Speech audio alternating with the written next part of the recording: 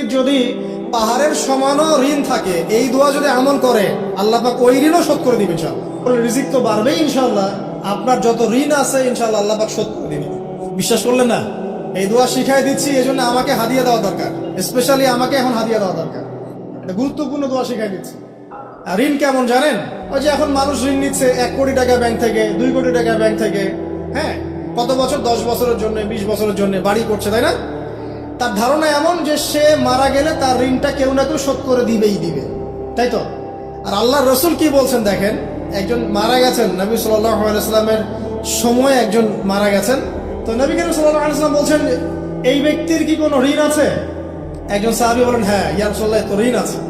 নবীজি বললেন, তোমরা ওর জানাজা পড়ো, আমাকে ডেকো না, তোমরা ওর জানাজা পড়ে নাও, আমি জানাজা পড়তে চাচ্ছি না।